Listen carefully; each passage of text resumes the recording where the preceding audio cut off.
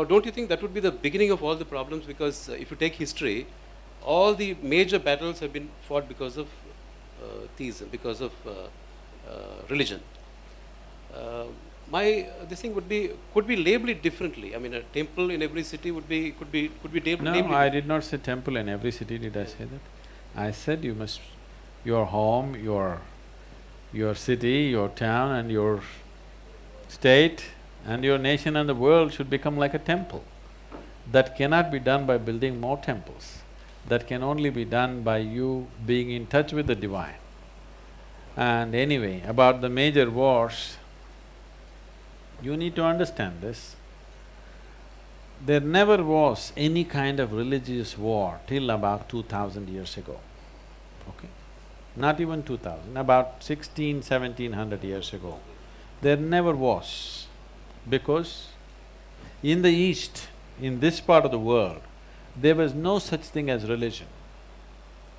If you do not know this is the only religionless culture, godless culture. This may be a little scary for people, because we have 33 million gods and goddesses in this country. That happened when our population was 33 million.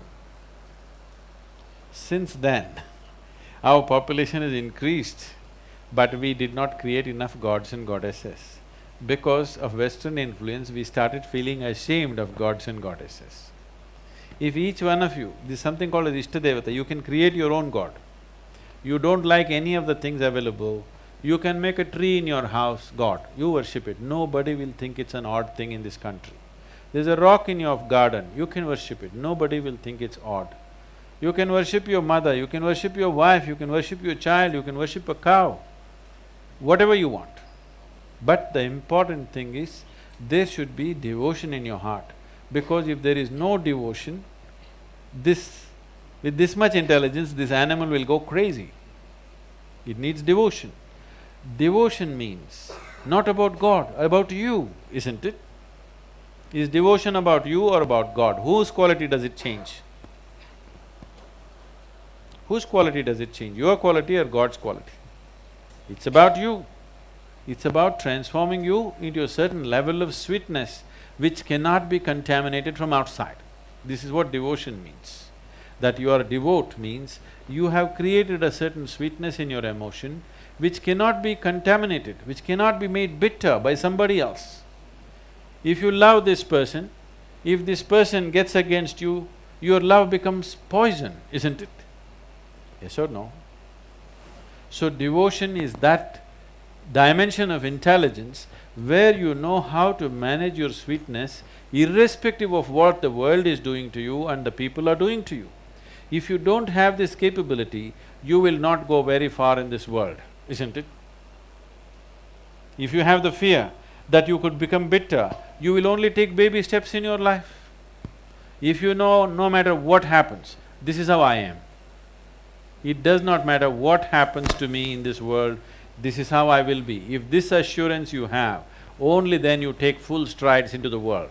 Otherwise, you will always take hesitating strides into the world, isn't it? So, there has never been a religion in this country, I want you to know. What you call as Hindu is a geographical identity. Anybody who's born in the land of Indus is a Hindu. You can believe in God and be a Hindu. You can disbelieve in God and be a Hindu. In your house, if you have 5 people can worship 5 different types of gods and still be okay with each other. This is not allowed anywhere else, because here we know that God is man's making. It is a device that we have created to touch the divine. Yes? If you do not understand this, how did all the gods come? We want to create devices to somehow touch the dimension, which is the basis of creation.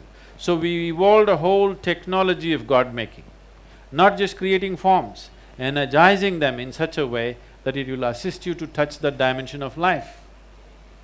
Everything is same energy. If you take some filth from the gutter and throw it at the root of the mango tree, it becomes a mango. The filth and the mango are same, isn't it? So why don't you just eat the filth, not the mango? No, you cannot eat that. but the mango you want to eat. This filth has been transformed into such sweetness, isn't it? What you call as earth that you walk upon is what is sitting here as your body and my body, isn't it? Yes or no? So it is the same thing, but it can be transformed into different dimensions of sweetness and energy and possibility, though it's the same thing. So understanding this, we evolved a whole science of consecration where we know how to turn a stone into divine. It is not a simple process. It is not just by belief. It is not just because of somebody believes it. It will reverberate. There is a whole science as to how to energize a space. Simply you can energize this space, make it crackle. You can take any object and make it. For example, if you are sensitive, you hold this in your hand. I will just hold it in my hand for 1 minute and give it to you, it'll feel different. Only problem is, this object will not be able to hold that energy for too long. After some time, it'll dissipate and again become a metal plate. If you create this form with the necessary care, you can energize it in a way that it stays for a long period. So, we can consecrate an object. What is just stone right now will reverberate with a tremendous field of energy. If people come and just sit there, their lives are transformed. It is for this the temples were built. Temples are not a place of worship. Nobody is leading a prayer. There is no philosophy being propounded. But they told you one thing, if you go to the temple, you must sit there for some time. Did they tell you this? Huh? Nobody told you have to send an application to God, but they told you you must sit there for some time. Now these days you're just touching your bottom to the floor and running away. That is not the idea. This is like a public battery charging place. If the place is kept alive, if you sit there, your life can transform itself, if it is properly created. I am talking about the ancient temples. Today's temples, many of them are built like shopping complexes, probably for the same purpose, that's a different thing. But if it's properly done, it is a phenomenally energizing space. Life can change simply sitting there.